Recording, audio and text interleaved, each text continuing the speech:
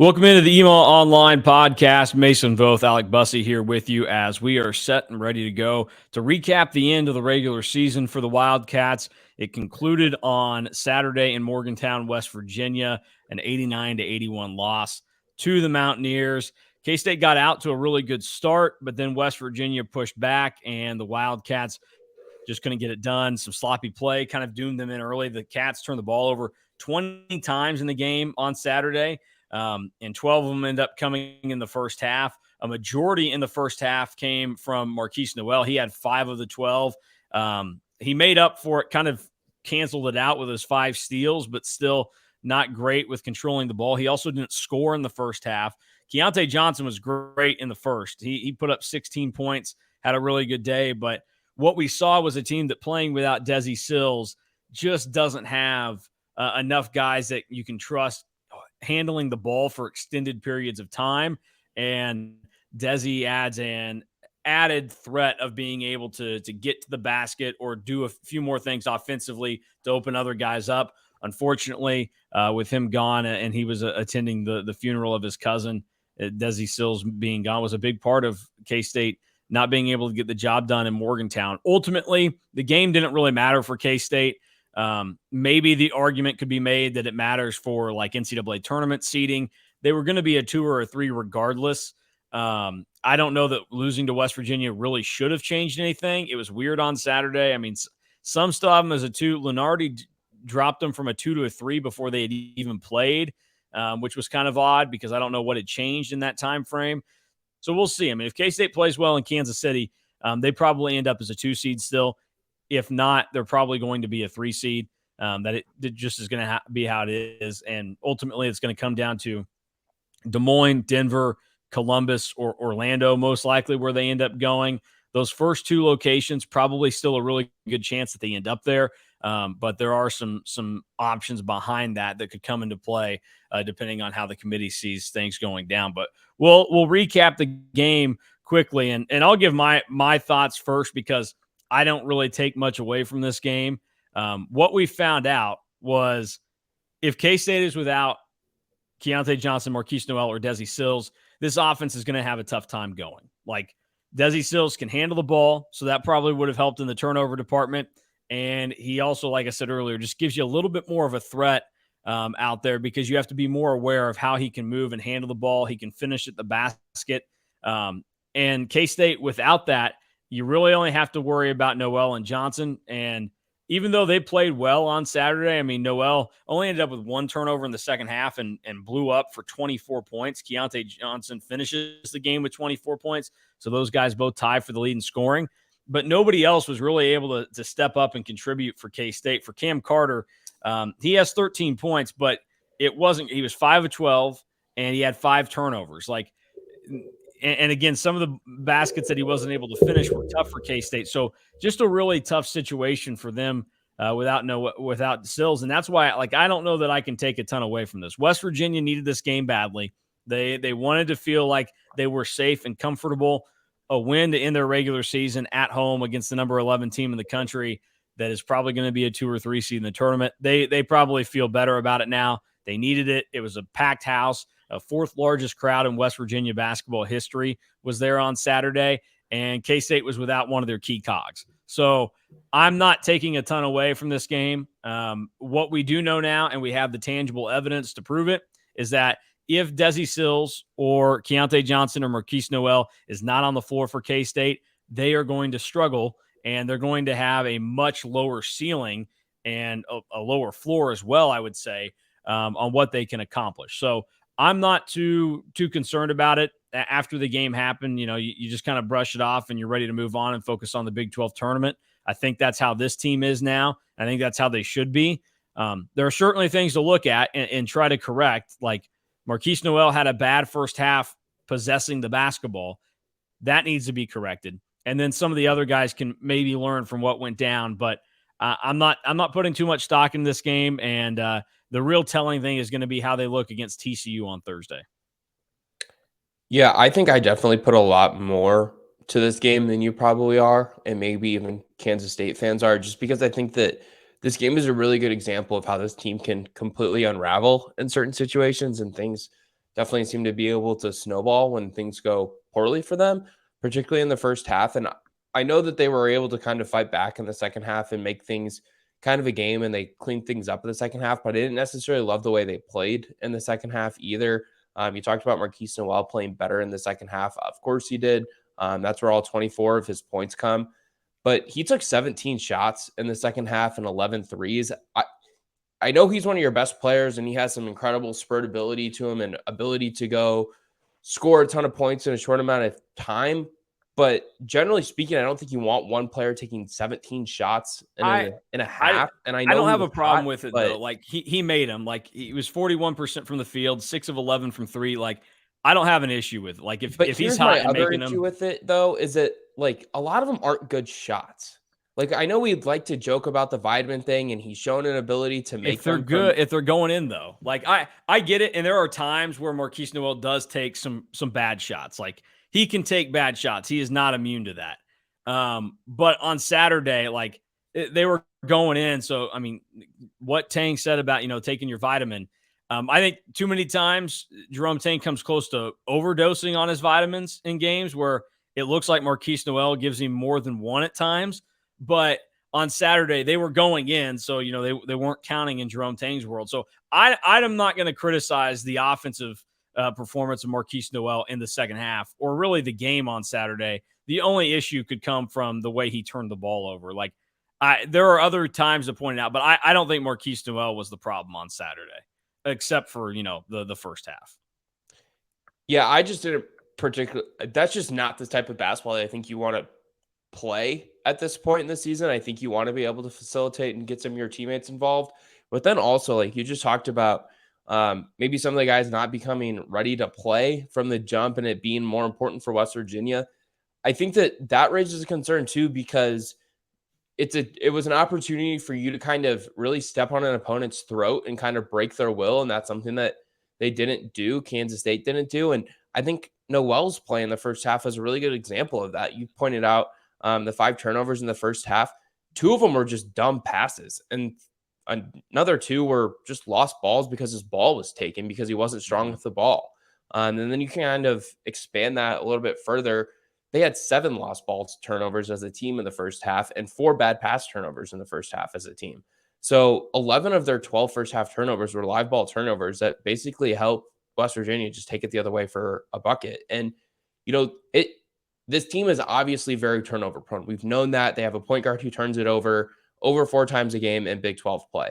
But now he also gets over 7 assists a game in Big 12 play. So that's awesome. But at the same time, like, you can't turn the ball over at that kind of rate in a single elimination tournament game, which now Kansas State has left. Like they're guaranteed to play 2 games left on their schedule. That's all they're guaranteed left to play because we know they're going to be in the NCAA tournament. So while that NCAA tournament game isn't 100% guaranteed at this point, for all intents and purposes, it is guaranteed. But then even further, like what you talked about with Desi Sills being out, I think we really saw the value of Desi Sills in this game. And coaches talk all the time about this player is a winner. This player will do anything for our team to win any given game, play any given role. For Desi Sills, that role has quickly becoming a secondary ball handler, becoming a facilitator, and in a little bit of a way, almost a floor spacer, not because he's a great shooter, but because teams kind of have to prevent him from getting the ball in certain situations. And we saw Kim Carter have to take a bigger role as a ball handler, and Tyke Green as well plays the most minutes of the season on Saturday at West Virginia.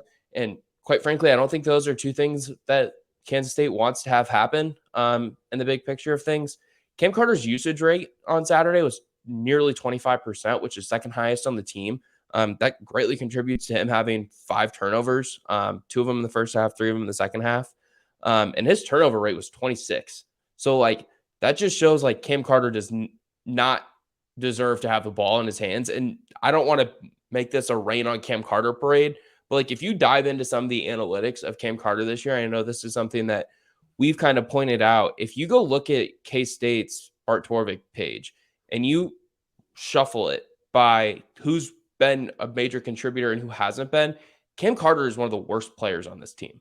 And I know we've kind of talked about what does Cam Carter give this team and why is Cam Carter in the starting lineup at different times? And I think the reason we've all kind of decided that is because they don't really have other people on the bench that they can kind of put into the game. And I know I was of the belief when previous podcasts we've talked about, what if they put Desi in the starting lineup in replacement of Cam? And my counter to that was, I don't know if you can do that because I don't think you have anything coming off of your bench at that point. So I give Jerome Tang a lot of credit for actually moving David Gasson to the bench and bringing Desi Sills into the starting lineup. But certainly we saw the value of Desi Sills in this game. And not that Desi is someone who's going to go score a ton of points every night for Kansas State. You know, he's around 10 points a game, a couple assists in there as well. But they certainly trust him more with the ball. He plays much better defense than Cam Carter does. And I think we also saw why on Saturday, Tyke Green has basically had his role reduced to 5 minutes or less in Big 12 games because he wasn't very good against West Virginia. He had 6 rebounds, but what has Tyke Green really given this K-State team aside from rebounding for much of the season? I mean, he has 4 fouls in 24 minutes, 2 turnovers, takes 2 shots, makes one of them. Tyke Green just doesn't give this team a lot. And Cam Carter, to me, hasn't been reliable. And I know he went 5 of 12 and he scores 13 points, but 3 of his buckets in the first half were all kind of cherry picked, or 2 of his 3 buckets in the first half were all kind of cherry picked, where he gets an easy layup because of a steal that Noel gets. And then he gets another one because of a turnover that West Virginia has, where he just has to turn around and dunk it in. So take away some of those buckets, and I think you can kind of really see some of the struggles that K-State had on Saturday. And I think to tie it all together, you really saw the value of Desi Sills on Saturday. And Desi Sills' growth this season has been remarkable because early in the year, you've talked about it, he wasn't giving this team much. But since he's been inserted into the starting lineup, they were 4-0, and he was playing really well. This is no knock on Desi, but Desi getting in the game early in the season, it felt almost more like a joke because I think, when you use the term growth, there is serious growth that we've seen with Desi this year, where he was taking a lot of shots early in the year where you just kind of shake your head and you go, I don't know about that. Going all the way back to December 11th, Desi took 5 threes against Incarnate Word. Now, Incarnate Word is a terrible basketball team, just the worst. But Desi Sills, there's not really a realm where he should ever take 5 threes in a game. And he hasn't taken more than 3 threes in a game since that point. And over the last, however many games since he's been in the starting lineup, he's only averaging 2 threes a game. And that's fine with me for Desi Sills. Because there are times where even a shooter like him who has struggled from 3, in the flow of the offense, he can make them at least to where I don't hate the shot. It's the same thing for Cam Carter. Cam Carter's not some great 3-point shooter, but there are times where the ball is going to get swung to Cam Carter, and he should take the shot. Take that. You're open. You can make it at times. Let it go. Keep the flow of the offense burning. But Desi's just gotten, like you said, smarter and better about how he's played. Over the last 5 games for Desi, the most turnovers he's had in a game is 2, and he only has 1 game, or only 2 games this year with more than 3 turnovers. He had 4 against Texas Tech, and he had 5 against Rhode Island all the way back in the Cayman Islands Classic. So Desi's been really good, and he's turned into a very, very good player on this team. Early in the season, we had different thoughts on Desi because we didn't really know what to expect. We kind of laughed when Jerome Tang would just be like, no, this guy's a winner. Okay, what does that really mean? But we are starting to see that now. Desi Sills is a very important part of this team, and that's why even though there may be guys that are more talented than Desi Sills that are on this team, he is clearly the 3rd most important guy behind Marquise Noel and Keontae Johnson. And I don't you can even debate on the order of, is it Johnson and Noel or is it Noel and Johnson? Who cares? But we know that there is a defined top 3 for this team right now. And Desi Sills plays a big role in it. And, I'm glad you brought up the minutes for Tyke Green because, to me, that's what helps in my argument that, this game doesn't mean a whole lot in the grand scheme of things. Yes, they could have fought better. They still had a chance. I'm not going to give them a total pass for losing the game. I still think that they probably could have won. But the fact that Tyke Green had to play the most minutes of the season in the final Big 12 game of the year at West Virginia, that really kind of washes it out because like he played 22 minutes against TCU. That was his second most of the season behind 23 in the opener against Rio Grande Valley.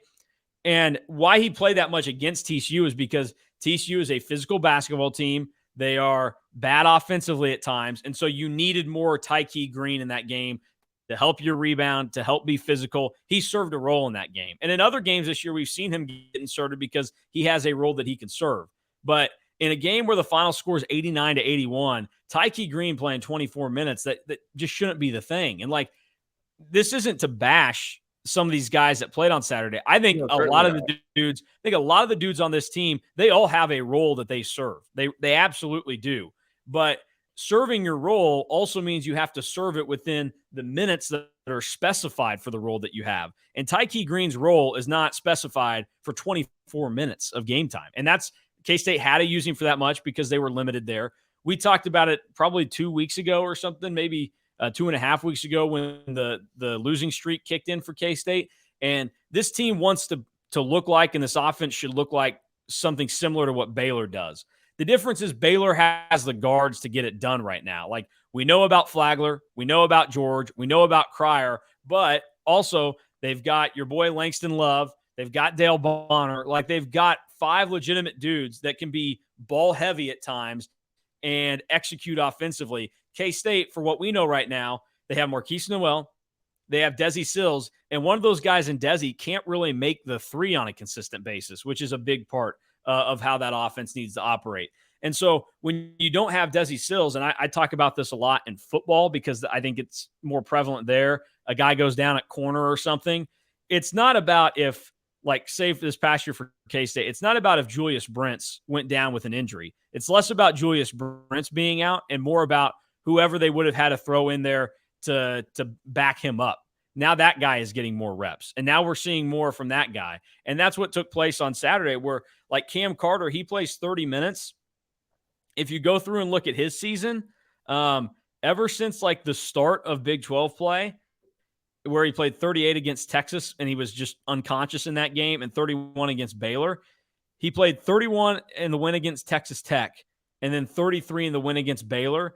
But the 30 minutes that he logged, that ends up being like a top 5 minutes performance for Cam Carter this year. And it's clear that if you go and look over the last however many games, you can go back to the game against KU in Allen Fieldhouse.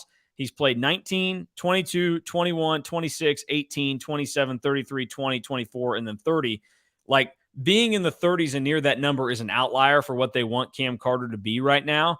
And like, that's just not going to give him a great shot because he can't handle the ball as well. And we've seen him be a little bit better over the last couple of games when there is that secondary ball handler available like Desi Sills, to where Cam Carter can be more of a guy that you're going to catch the ball. Your option is either you shoot it right there, or hopefully somebody's getting the ball to you in a good spot because you are athletic enough to get to the basket, make a play there sometimes. Unfortunately, K-State didn't have that luxury on Saturday and they lost. So what we know from this is that if one of these 3 guys for K-State goes down at any point, things are going to be pretty bleak for them. I mean, we had the scary moments on Wednesday against Oklahoma where we saw K-State have Keontae Johnson kind of messing with his ankle at one point, was hobbling a little bit, but was fine. And then Marquise Noel went down pretty hard.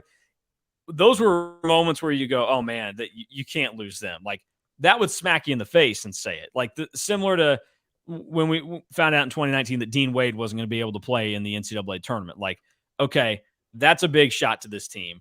But equally as big of a punch is now we know Desi Sills being gone, because this offense, it's really tough to get it flowing. And this team early in the season was able to beat good teams with just Keontae Johnson and Marquise Noel because teams hadn't fully adapted yet. But now we're 18 games into playing high major opponent night after night after night. And the teams in Kansas City are going to know how to approach that if it's just 2 guys they got to worry about. And the teams in the NCAA tournament are going to have enough tape to go and know what they need to worry about there. So it's important for K-State to be able to keep these guys healthy. And I think that's why it's going to be kind of fascinating to see what category of team K-State falls in Kansas City. You know, the conversation is always, well, does KU really want to show up and win the Big 12 tournament this year? Like, they won the regular season title. Maybe they just want to get healthy, take some time off, get ready for the NCAA tournament. Does a team like Texas, do they want to go out and win it? Whatever. And I think like K-State is one of those teams where you look at it right now.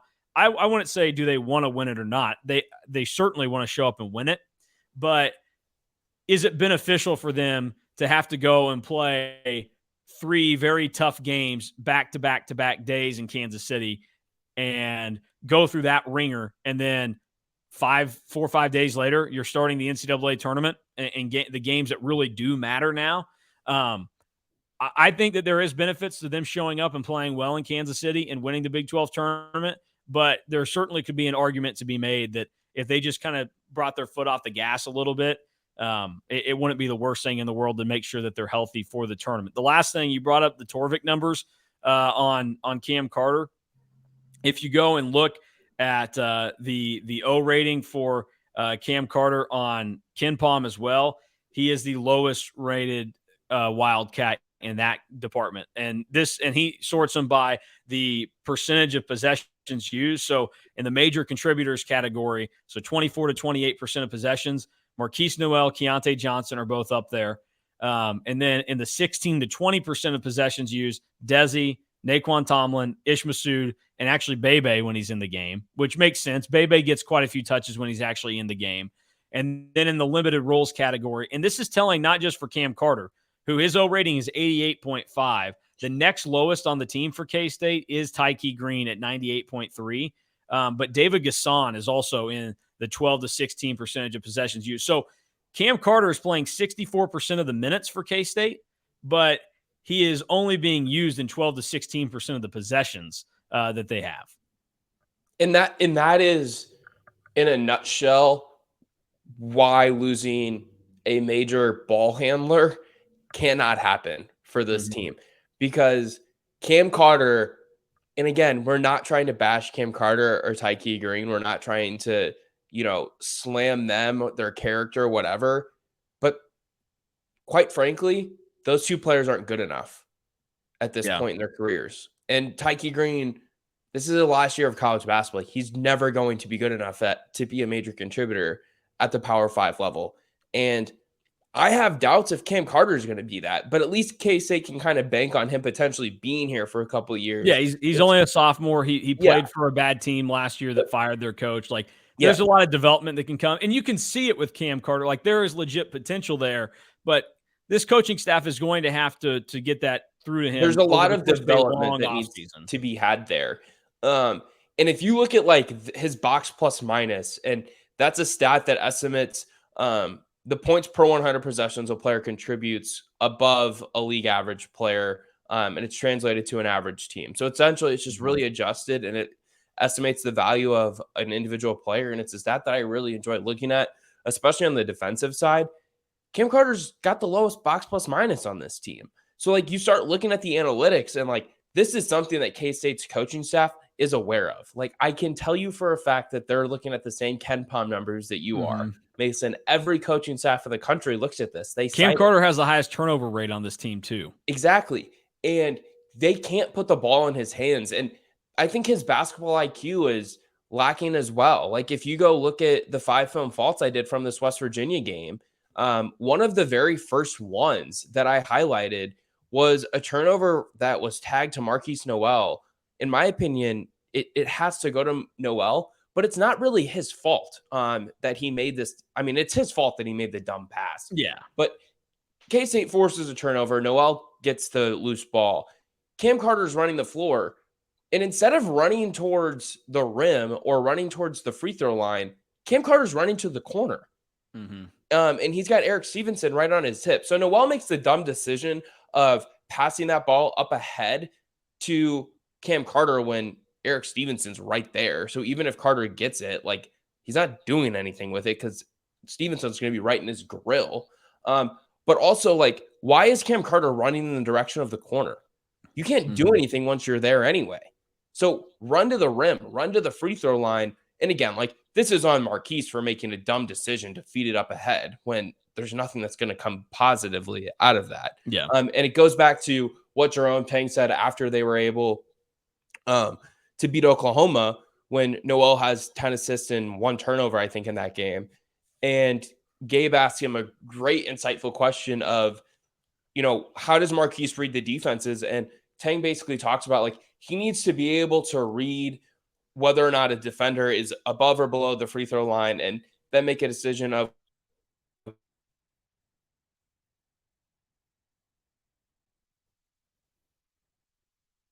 I'll make Oh, no. Oh, there we go.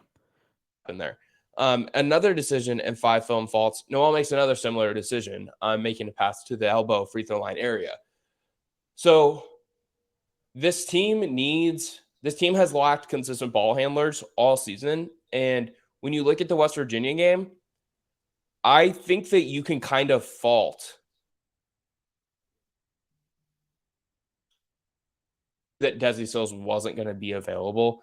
I'm sure that was communicated. That wasn't something that just came up Thursday, Friday, their travel day. I assume that's something he had known for that game, considering what the circumstances unfortunately were for Desi Sills and his family. And I understand that Keontae Johnson isn't the greatest ball handler. He's not the most turnover. But you'd rather take your chances with Keontae Johnson. But I'm putting the ball in his hands instead of Cam Carter's hands because I know that he's more likely to make a pull-up. I know that he's more likely to be able to get to the rim and probably get fouled and finish through contact than Cam Carter and Tyke Green are. And maybe this all kind of goes back to like what you said to start the show, and that this game maybe wasn't that important for Kansas State, but I don't think Jerome Tang felt that way. Like, I don't think that Jerome Tang went into this and was like, you know what, like, we're going to be the 2 or the 3 seed no matter what. I agree. Both the Big 12 and the Big 12 and the NCAA tournament. Like, if we win, it doesn't really help us that much. If we lose, like, it probably doesn't really hurt us that much. Like, I don't think he went into it with that mindset. Like, I think he went into this wanting to win and step on West Virginia's throats. And again, like, it meant a lot to West Virginia to win this game, but I didn't necessarily like what he did in this game. I thought Noel should have played 40 minutes if eligible to play 40 minutes, and he was. And that's a lot to demand of a kid, and he ended up playing 39. But, like, that's a game that he needs to have the ball in his hands. That's a game that, in my opinion, Keontae Johnson should have had the ball in his hands, and he plays 38 minutes. But why is Keontae Johnson's usage rate lower than Cam Carter's? It should not be. You should be running way more actions for Keontae Johnson than Cam Carter.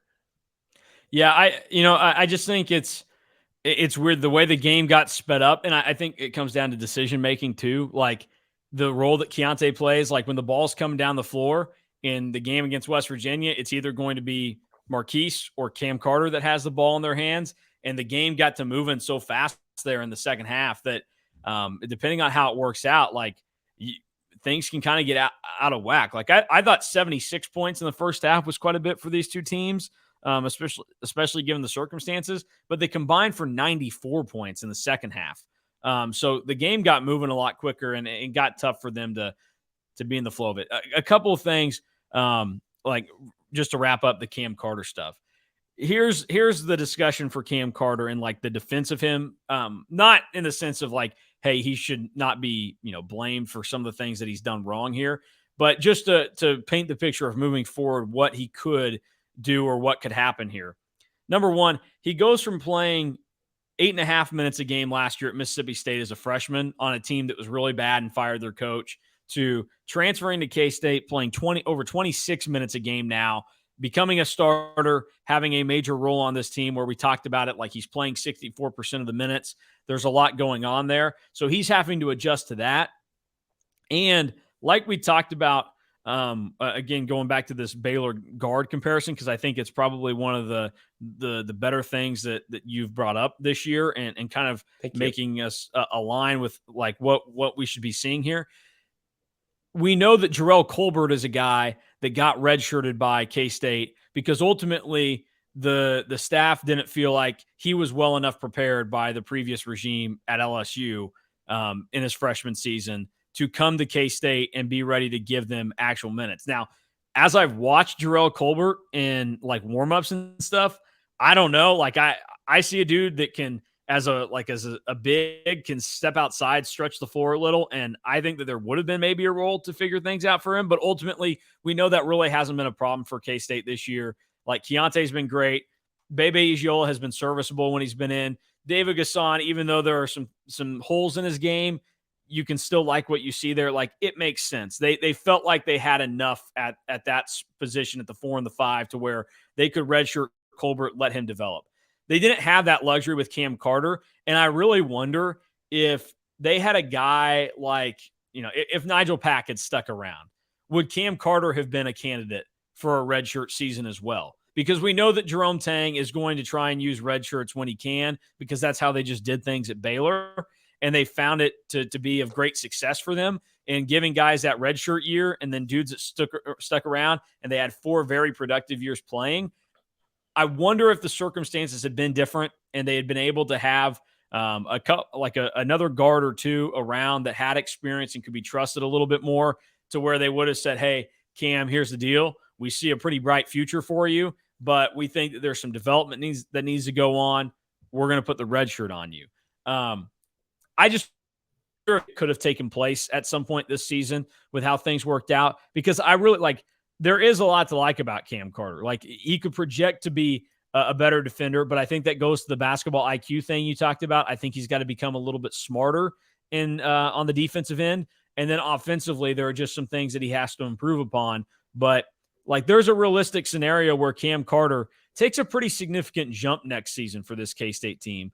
And they're really going to need him to, as it stands right now, because what you're going to be relying on if you're K-State next year is they've got 2 open scholarships as it stands right now. So the portal is going to be important. Someone had posed a question on the message board earlier this week about what should we expect in transfer portal targets? Well, you're going to want to find a guy that can kind of be – now, you're not going to find somebody like Keontae Johnson, I would imagine, but somebody that can kind of play that role. You're going to be looking for something like that.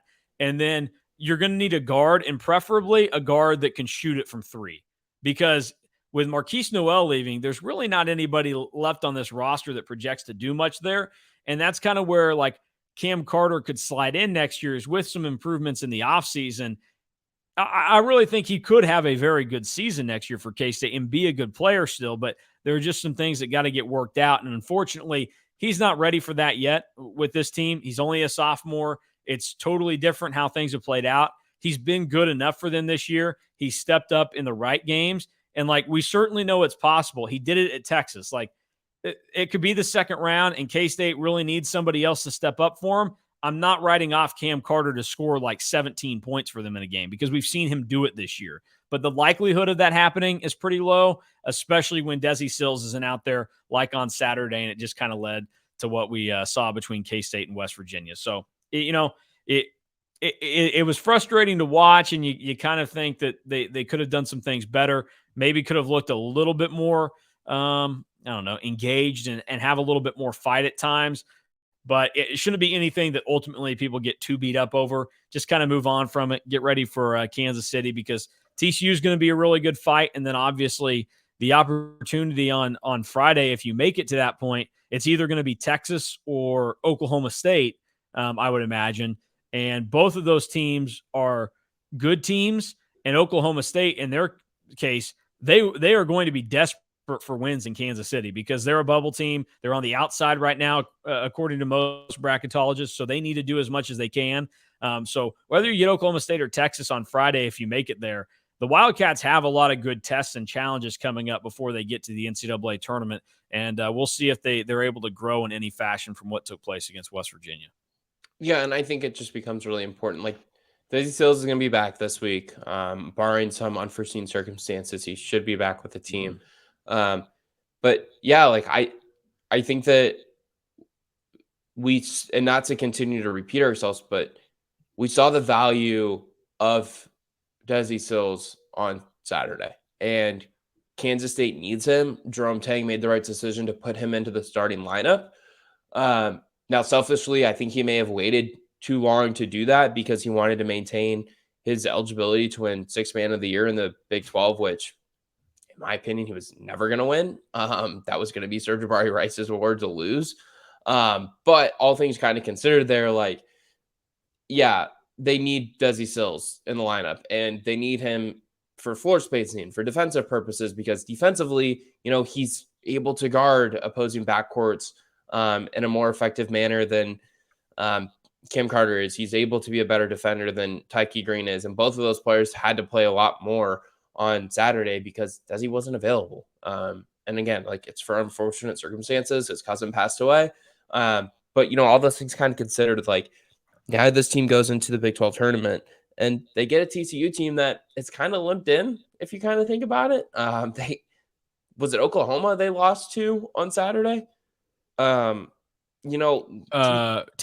yeah, they got torched by Oklahoma. Yeah, so they've lost 2 of 4 coming in, and before that, they lost 4 in a row. Mm-hmm. And this is a TCU team that I know a lot of people are kind of like high on as a team that might be seated around. I don't even know where TCU's projected. What are they, a 4 or 5? They're probably a 5 or a 6 right now. Somewhere around there. They're a mid-lane seed. Yeah. There's a lot of people think like this is a TCU team that could make a run if their shooting numbers weren't as big of an issue.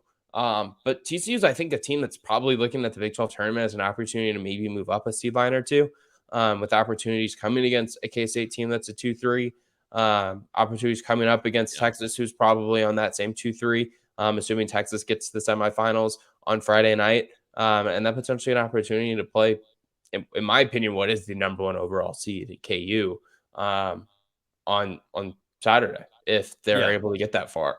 So this is your favorite time of the year, conference tournament week. It's up there for me. I think it's the second or third best week of the year, behind like Feast Week and the first week of the NCAA tournament. But this is an awesome time of the year for college basketball, obviously. But yeah, they need to be ready to go because this is a TCU team that had 2-3 guys named to all Big 12 rosters, just like K-State did. Yeah, TCU is a 5 seed right now, according to Joe Lunardi. Iona would be their first round game, so a little Rick Pitino action. And then Xavier's the 4 there. And I mean, those are pretty. I mean, TCU's not going to play a lot of teams in the tournament that play their style of basketball, which is we're going to knock the crap out of you and shoot 26%. What'd you say? And Collect's out for the year, isn't he? I know that that he got hurt. Sorry, Freemantle on Marquette. Zach Freemantle was out for the year. Sorry, I get those two mixed up a lot. Freemantle. That's a tough blow. And I feel like whenever I've seen Jack Nunge play this year, he's Xavier. By the way, for our listeners who don't watch, I feel like anytime I've seen Xavier play, Jack Nunge has just done something really stupid in the last minute of a game to lose the game for him. So maybe TCU does. They could handle Xavier. Quick check of the bracket since I'm here looking at it right now. This is what Lunardi has. Iowa State, a 5 seed against VCU, and then Virginia, the 4 seed there. K-State as a 3. We get UC Irvine in the first round, so PTSD for Cats fans, 2019, where you had I think the Cats were actually a 4 seed that year, which how crazy is it that 4 years ago, the Big 12 champion was a 4 seed in the NCAA tournament. But they lost to Irvine. Then in the second round, like this is Texas Tech that year. I don't know what Tech ended up being. They were probably either a 3 or I thought they were a 3. Yeah. So I mean, there wasn't a ton of love for the Big 12 that year. Here's the scary thing. So if K-State were to get past UC Irvine, and again, this is all probably not going to happen because it's Joe Lunardi's bracket. He has Creighton as a 6 seed. We've talked about it. No, you should not want to see Creighton if you're a K-State fan because they've got Creighton, by the way. No team should want to see him because they've got. I mean, they were a top 5 team to start the season.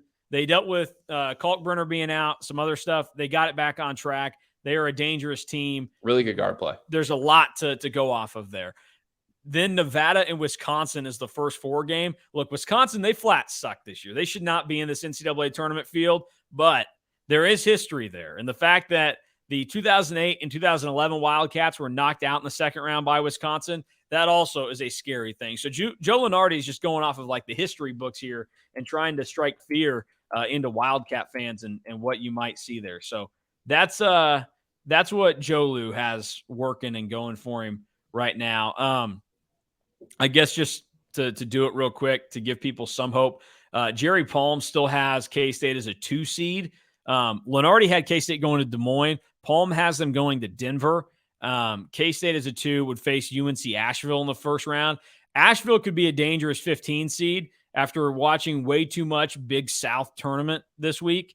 Drew Pember is a man of a player inside. He and Keontae Johnson would have some really good battles, and they play a pretty fun style of basketball. The 7-10 matchup would be Kentucky and Boise State. Now, Kentucky is down a guard because it's a season-ending injury, right? No, I don't think Casey Wallace is out out for the year. Okay. I think they expect him back for the SEC tournament. I don't know the deal with Severe Wheeler, though. Yeah. But that's not a team I'd want to see. I think Casey Wallace would eat Marquise Noel for breakfast. I think Noel's good enough that I don't think he's going to get just flamed by somebody, but there are certain teams you don't want to see. And also, we know that K-State has struggled and they've had to face a competent big inside. And Oscar Tshiebwe, even though he's not going to be player of the year again, I think Oscar Tshiebwe doesn't scare me anywhere near as much as Casey Wallace does on this Kentucky team. I don't know. I think it depends matchup-wise on what we're looking at. So that's – and then the 10 is Boise State there and everything else. And Fade also, the Mountain West. Fade the Mountain West. Yeah, Fade the Mountain West. Especially if you look at their resume and they played an ugly game against UNLV. Don't take that. Here's the ideal circumstance for K-State, I think, is that they end up in either Denver or Des Moines because you'd be close enough to your fan base. I think that there are benefits to being in Denver, whereas there isn't going to be another team that ends up in Denver that you feel like regionally is going to be closer than you. Like some of the projections have teams going to Des Moines. Real quick, Creighton. Can you hear that outside of my apartment? Hey, shut up for a second. Let me see. Yeah, what is it? I think it's a street cleaner. It's been going off like the entire podcast, and I keep muting, and yeah, it is. I just saw it go down another street. But put it with the street cleaners, Manhattan. Well, you got to clean up the streets, doing their job. But like if Creighton went to Des Moines, like Creighton will have a strong base there, like Wisconsin, like that's not terrible. Like there are a lot of circumstances there. Meanwhile, if you end up in Denver, it makes a little bit more sense. And also, I think another thing that you really want is for Baylor to be in the same location as K-State. Like if Baylor and K-State both end up in Denver, like Baylor and K-State, they're going to have double the fans there because each side's going to be rooting for each other. Like I think that's the ideal circumstance is that those two end up in the same spot and they just get to sit there and watch each other. But it's going to be fun to watch it play out. Culture of joy. It's going to be I think that'd be a fun scene to see how it all works out. We're 6 days away now from actually getting to know if all this is the real deal and what it's going to look like and what the plans will be for the NCAA tournament. But that's just some of the preliminary stuff there. All right. We will real quick finish this off by kind of going through the Big 12 awards that came out yesterday. No surprise, Jerome Tang was the coach of the year. Well-deserved for him. It's going to come down to him or Bill Self. Ultimately, here's the deal. Like, if the argument for Bill Self is that he had a top 10 team preseason and he lost 75% of his scoring from a national championship team, but he had another, highly rated recruiting class and all this, like, boo-hoo, like great for Bill Self. He did a great job this year. They were very good. They are capable of winning a national title again. But Jerome Tang did a better job for a team that wasn't supposed to be much. He returned way less than 75% of the scoring on this basketball team from a season ago. And he got them 2 games out of a Big 12 title, and they're going to be a top 3 seed at the NCAA tournament. A lot there that he did that obviously I think makes Jerome Tang the coach of the year in the Big 12 conference. And I know that you probably have a stronger defense for Bill Self. And again, this is not an anti-Bill Self thing. I'm on the record saying as much as I hate Kansas, I do really enjoy Bill Self. Like that he's just got a personality about him that, like, yes, if you're losing to him and you know that there's some nefarious things going on behind the scenes, like it's a little bit of cover earmuffs for the kids in the car, but like he's got a little shit-eating grin to him would be the term that would be used.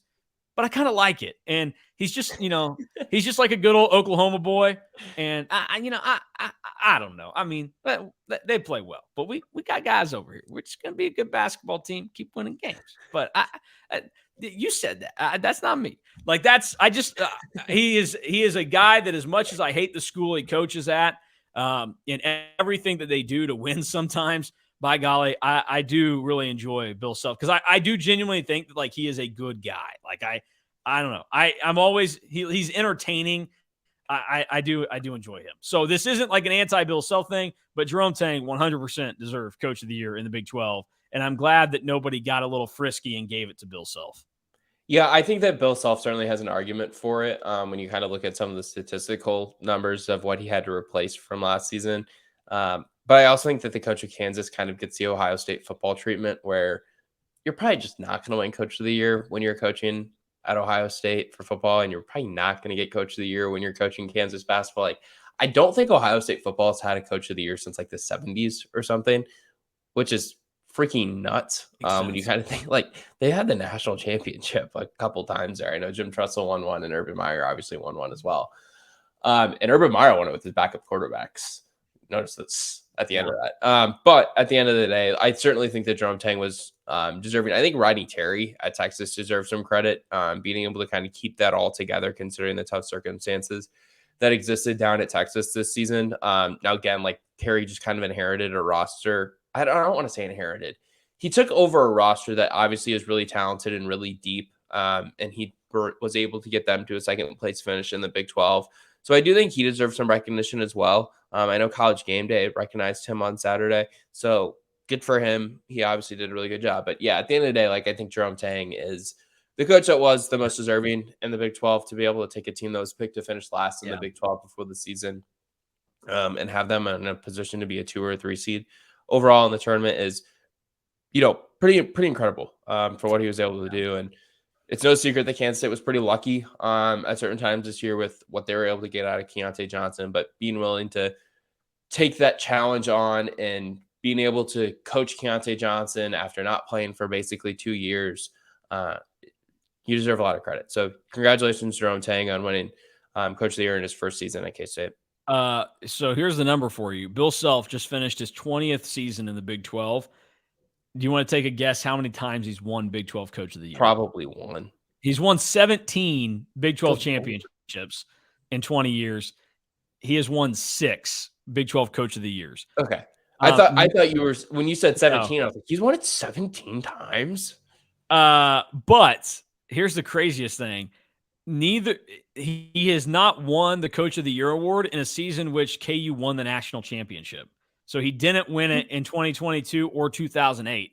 His last Coach of the Year award, he actually got it back-to-back, 2017, 2018. My guess would have to be then I can't remember. Again, I was a 4th grader, so I'm not going to Frank Martin.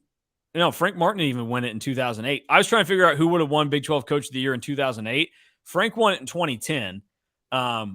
So I don't know who won 2008 Big 12 Coach of the Year. I'm trying to think who else was good. I mean, Mason's going to look it up. This is great. I got to look. It's going to kill me. Yeah, Rick Barnes. Rick Barnes won it in 2008. That doesn't make any sense to me. I'm baffled. I'm baffled here. How that was like what? It doesn't add up. It just doesn't add up to me. I'm sorry. I'm trying to see how this makes sense. Okay, I guess it maybe does. Texas did win. They tied for first in the Big 12 that year. I didn't realize that they ended up getting a share of the league title. I actually thought it was the year before with Kevin Durant, but okay. I knew that they won it one of those years. Makes sense. Whatever. I'll give it to them.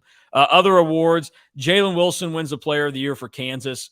Think we pretty much assumed that he was going to win the award.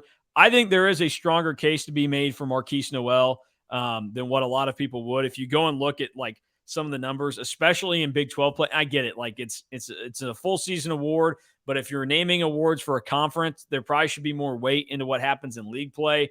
Noel was better in almost every category than Jalen Wilson there. And yes, Noel turned it over a little bit more, but Noel also averaged over 7 assists a game. He also hauled in more rebounds than what Wilson had in assists. And Noel's doing that as, a tiny guard. So I think there is a legitimate case if you really dove deep into it, but on the face of it, the coaches will give it to Wilson. It's deserved. He's the Player of the Year. Defensive Player of the Year was a little bit of a surprise, not because he's not deserving of it, but because there seemed to be 2 better candidates, or at least what we thought were 2 better candidates. DeJuan Harris wins the award. I didn't think it would be Musa Cisse. I thought he maybe deserved it. Kevin McCullough is the other option there. I mean, McCullough could end up winning the award for the best defender in the country this year, but DeJuan Harris gets it for the Big 12 this season, which surprised me a little bit. Freshman of the year goes to Keontae George. The most improved player is KJ Adams. Makes sense. Like, that's a dude upped his minutes a ton, was a real factor for Kansas.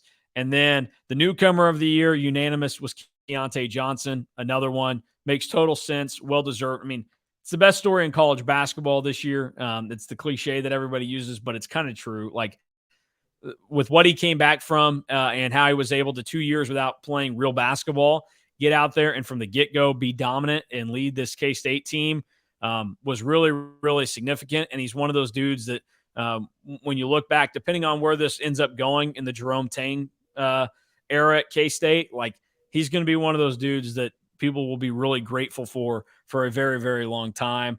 And then Serge Jabari Rice, your boy, he wins Big 12 6-man.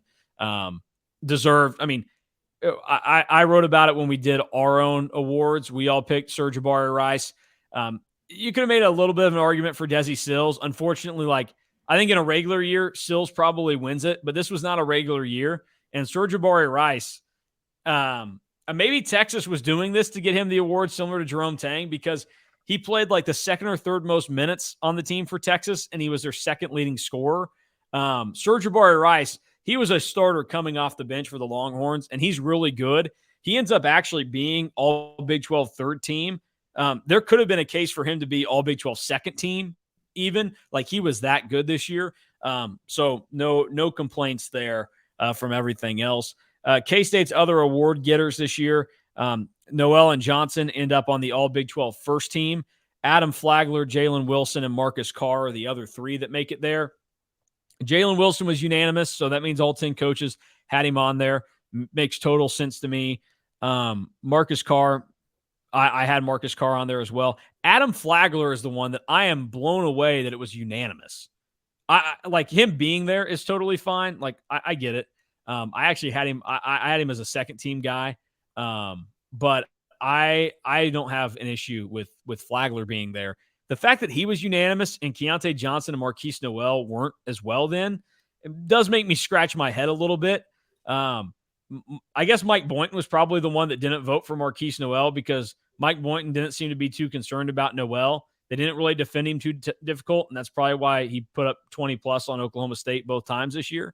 But very strange that they wouldn't be there, and it doesn't really matter. Like, all five of those guys are first-team dudes. It doesn't matter if you're unanimous or not, but it just kind of is one of those head-scratchers where I looked at it and I said, if Flagler is going to be unanimous, then Noel and Johnson probably should have been. And at the very least, like, I could get it if you're a coach that got Marquise Noel, like, and he was pretty turnover-heavy, you could make a case maybe in your own head, like, he's not first-team worthy. But Keontae Johnson, I don't know how you look at Keontae Johnson and say that he wasn't, a first teamer this year. But those are just my immediate thoughts there that don't really mean anything.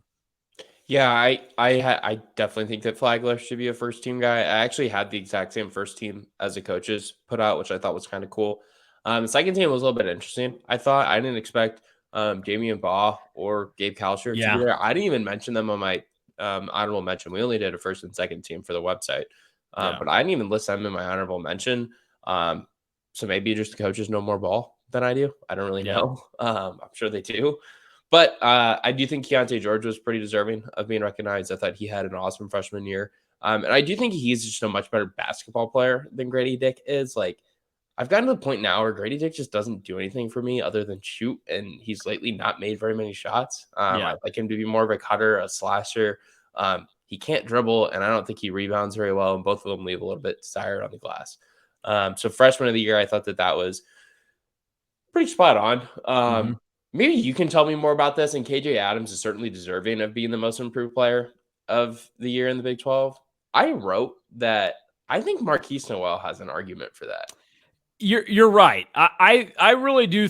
I'm a little surprised, and I get it. Like KJ was great. Like, KJ's great. I love KJ. I think he's a really good player. I think he does a ton of stuff for this KU team that, like, the average fan maybe doesn't recognize or doesn't see. And he's certainly deserving of it. Like, I'm not saying he's not deserving of it. it may be more so than Marquise. It may be the way I look at it is through a K-State lens because I saw Marquise Noel every single game. But I kind of feel like Marquise Noel is like should be deserving of that. Now Well, it's hard when you have such a big role the previous season, but like he was awesome this year. well, and his role last year, it was significant. I mean, he was right there behind Nigel Pack, but his role did elevate, and he went from a guy last year that was like honorable mention Big 12 type guy to first team and probably the second pick for Big 12 Player of the Year. There's a legitimate case to be made there. I mean, here's the things that Marquise Noel did to be better this season. He rose his 3-point percentage by 5 points. He goes from 30.7 to 35.7 this year. He ends up bringing in 3.5 rebounds a game as a guard. He ends up assisting 2.7 more times a game. So he goes from 5 to 7.7 this year. 2.5 steals a game. His turnovers go up to 3.6, but again, 7.7 to 3.6. He was 5 to 2.6 last year. And then he rose his scoring average by 5 points as well. And again, like his role was huge. KJ Adams got better. Like KJ Adams, here's the weird thing about KJ Adams. He was on the Big 12 freshman team last year, and he may have did he win? No, Tyrese Hunter won freshman year, but he was on the Big 12 freshman team last year, only playing 5 minutes a game. So his minutes, he goes from 5 minutes a game to 27 this year, 1 point a game to 10.5. Like there are certainly things there to like. I do think that like the potential of KJ Adams does kind of precede where the actual talent is at right now. And people really do like, and he's a good player, but you're right. Marquise Noel probably did have a case. I also think it's one of those though, like you get to writing stuff down and you go, okay, we've get enough to Marquise Noel, who also made the all defensive team in the Big 12 for the second straight season. So he was on that list as well. I'm with you on the second team stuff. Kalsher is weird. I don't like, he was good at times, but also it felt just more like he was kind of chucking stuff at the wall and hoping it stuck. And when it stuck, Iowa State had a chance. And when it didn't, they were kind of doomed. Damian Baugh feels like it's out of nowhere. Miles, I don't have a problem with. George, I don't have a problem with. Dick, numbers-wise, it lines up. Miles could have had a case to be all Big 12 first team, and if he stays healthy, that's who I had on the first team over Adam Flagler. I thought Mike Miles, just because Miles serves such a bigger role for his team, and numbers-wise, Miles stacks up pretty equally to Adam Flagler. And then the all Big 12 third team was LJ Cryer, Kevin McCullough, Caleb Boone, Serge Abari Rice, and Eric Stevenson. Stevenson, Rice, Boone, and Cryer all add up to me. Kevin McCullough is the one that if you go and look numbers-wise, it doesn't add up a ton. I'll shout out KSU_fan that sent these numbers.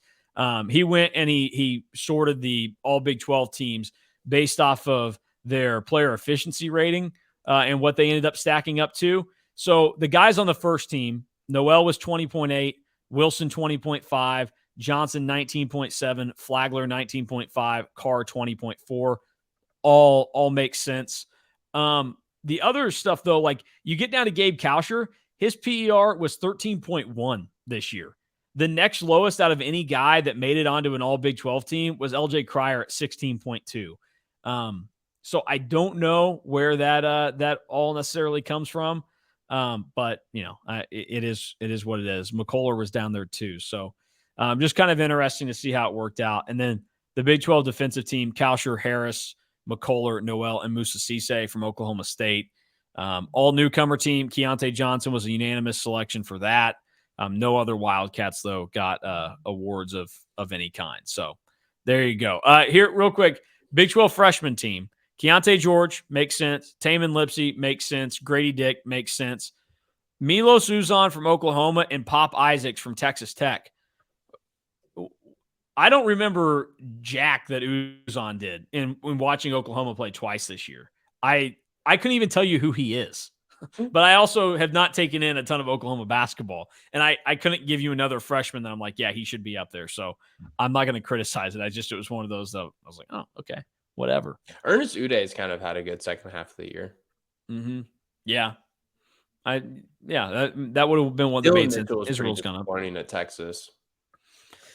Yeah. I would say a guy that was disappointing this year for Texas was Tyrese Hunter. Like Tyrese Hunter is a guy that he goes from Big 12 freshman of the year to where in year 2, you would have expected him to maybe be on one of these Big 12 teams, and he didn't make it.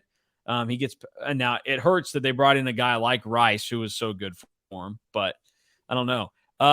Your boy Pop Isaacs, he makes it. Do you want to tackle Mark Adams? My boy, I don't know if I've ever said that one before.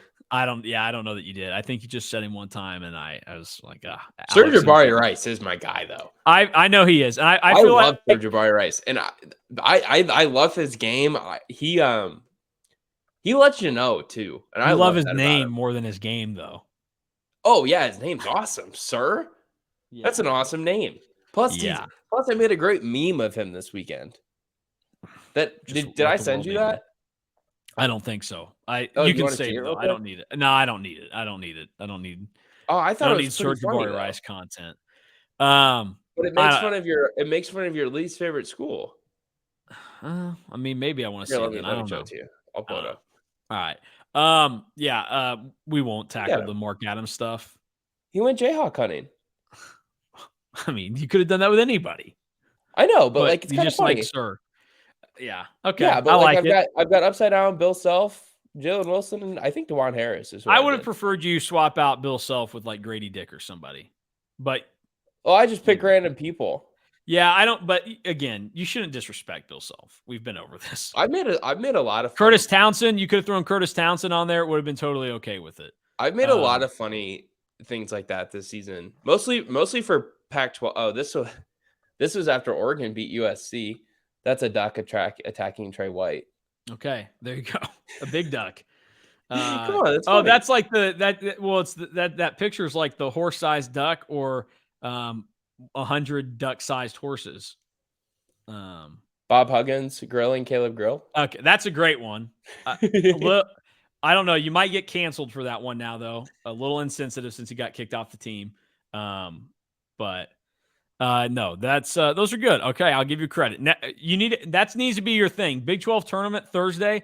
I want you posting one of those for each game that takes place at the Big 12 tournament. Okay, I can do that. I can do my best for that. I made one for Michigan, Indiana yesterday because it looked like Michigan was going to win. But then they did not. I knew it was going to be. I knew that when you said I made one yesterday, I was like, oh, he definitely made one for Michigan, and then they didn't win. Well, unfortunately, I'm happy that Indiana ended up winning this game, but I thought this one was pretty funny. Kobe Buffkin played well, so here's him eating a whole bunch of chicken nuggets with faces replaced by IU personnel. I don't get it as much. It's just like a thing. Like, I don't know. It's kind of funny. Cannibalism's funny to you? He's eating chicken nuggets. No, I want one of those for each game that takes place on Thursday at the Big 12 tournament. Okay, so I made one for USC. I enjoy watching this USC team a lot, especially when Vince the Prince is playing. After they beat UW, and he was riding a husky. For some reason, there was a picture of, I believe it was Vladimir Putin, like sitting on a dog on the internet.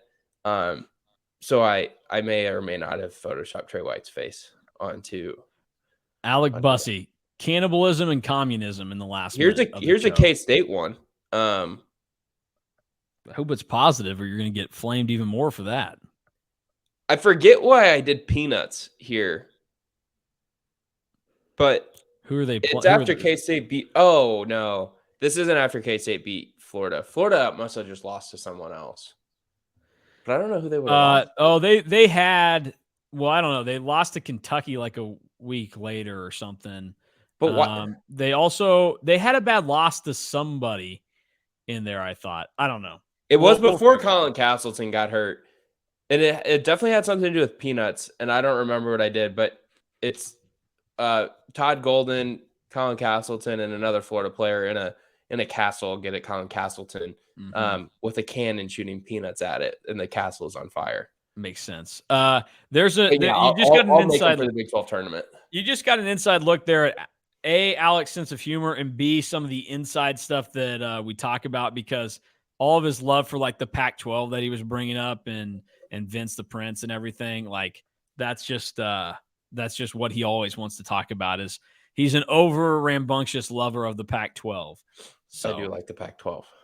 We will get out of here for this Monday edition of the Emo Online Podcast. We will be back on Wednesday, and we will preview K-State, TCU, as well as the rest of the Big 12 tournament, what is to come there. And then Thursday, we'll be in Kansas City all day waiting very patiently for that last game of the day between the Wildcats and Horned Frogs at 8:30.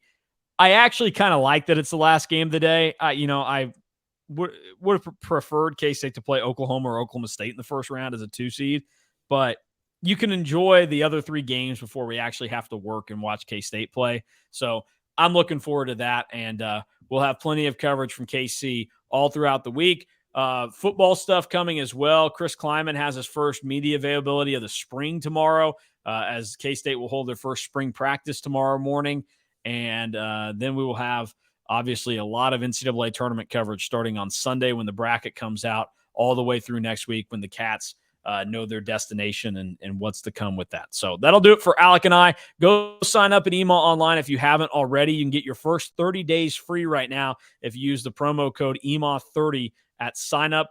You'll be good to go and get a little look early on, and then kind of delay that payment a little bit and enjoy all the content there, where you can see 5 film faults. Hopefully you get a 5 film favorites after Thursday's game against TCU. Favorites come after wins, faults come after losses. So we hope to see favorites in the very near future. And then more recruiting updates coming as well this week. So a lot of busy stuff going on. It's a great time to dip your toes in the water over at Emo Online. And we'll see you Wednesday back here on the podcast.